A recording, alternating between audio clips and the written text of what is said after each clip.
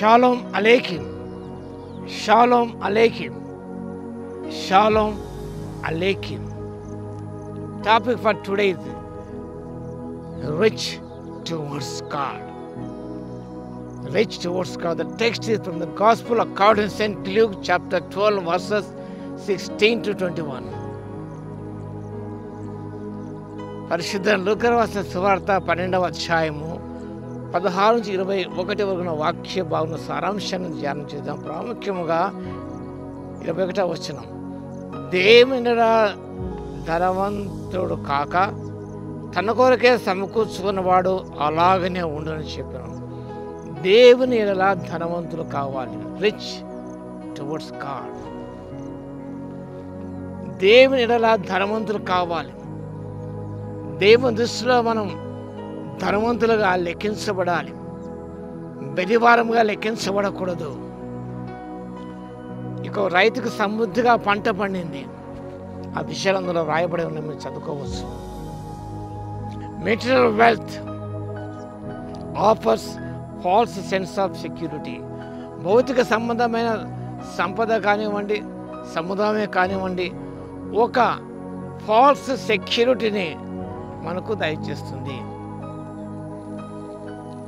అనుకుంటాం positions give us security, కానీ the material positions wealth offers a false sense of security.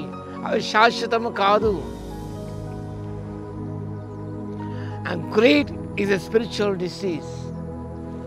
దురాశ అనేది, ధనాశ అనేది ఒక ఆత్మ సంబంధ రోగం. ఇది చాలా మందికి ఉంది. తమ కొరకే సమకూర్చుకుని వారు దురాశ వారు, అది భయంకరమైన పాపం. దురాశ పరిపక్వ పాపంగా పాపం మరణము కనునని దేని వాక్యం సెలవిస్తుంది. Life is measured by more than possessions. మన జీవితం అనేది మెజర్ చేయబడుతుంది not by the possessions you have, the wealth you have. నీకు ఎంత ఉన్నదో దాన్ని బట్టి దేవుడిని జీవితాన్ని కొలత వేయడు. The fall of living without an eternal perspective. పరలోక దృక్పథము జీవించకుండా అది చాలా భయంకర స్థితిగతులు. ఈ యొక్క రైతుకు నో థాట్స్ ఆఫ్ ఇటర్నిటీ. నిత్యత్వం గురించి ఆలోచనలు లేవు. పరలోక సంబంధమైన ఆలోచనలు ఆయనకు లేవు. Is only think about himself and his earthly positions. తన గురించి ఆలోచించుకుంటున్నాడు. ఆయనకు పరలోక సంబంధమైన పరమార్థ ఆలోచనలు ఏవి కూడా లేవు. అందుకే ప్రభు చెప్పిన మాట, ఒక కలిమి మనకు విస్తరించడం మన జీవనకు మూలాధారము కాదన్నాడు. Be rich toward God. దేవునిలా ధనవంతుడు కాక తన కొరకే సమకూర్చుకున్నవాడు. Accumulating wealth for ourselves, wealth for myself. నాకు వీడు తన కొరకే సమకూర్చుకుంటున్నాను, కానీ it was not willing to share.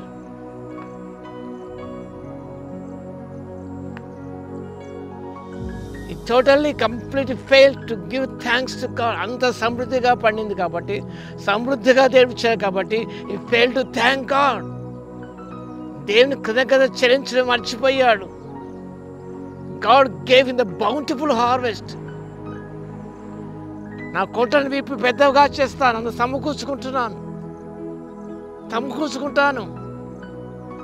అంత పంట పండింది కాబట్టి దేవునికి ఎంత నిండుమడుతుందో. దేవానికి స్తోత్రం, కృతజ్ఞత తండ్రి, థ్యాంక్ యూ జీసస్ అని థ్యాంక్ గాడ్ అనే దాని జీవితం లేదు. He forgot to thank the Almighty God who gave him the bountiful harvest.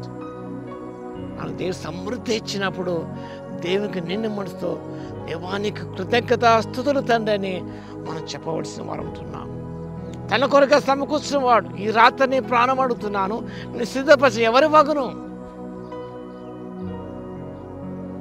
A challenge to store up heavenly treasures instead of focusing solely on earthly.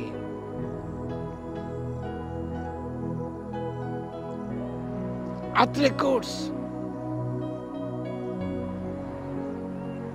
A challenge to store up heavenly treasures. పరలోక ఆముష్మికమైన సంపదను సమకూర్చుకోవాలి. Instead of focusing solely on earthly goods. భౌతిక సంబంధమైన వాటిని మనం ఆలోచన చేసుకున్న పరలోకంలో ధనము సమకూర్చుకోవడానికి, అక్షయధనం సమకూర్చుకోవడానికి మనం ప్రయత్నపడాలి. Being rich work God involves generosity. దేవుని ధనవంతులు కావాలంటే ఔదార్యం కలవాలని ఉండాలి. Second one stewardship. నమ్మకమైన గురించి నిర్వహణ దేవుని ఇచ్చిన వాటి అవి నీవు కావాలి దేవుని చెప్పేది దాని మీద నమ్మకంగా ఉంటూ వాటితో షేర్ చేసుకోవాలి. Eternal focus to live with a grateful heart and open hand.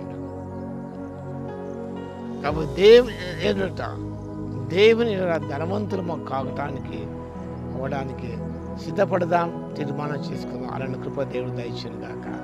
స్తుతికి పాత్ర మహోన్నతులు మీకు వందన స్తోత్రాలు తండ్రి.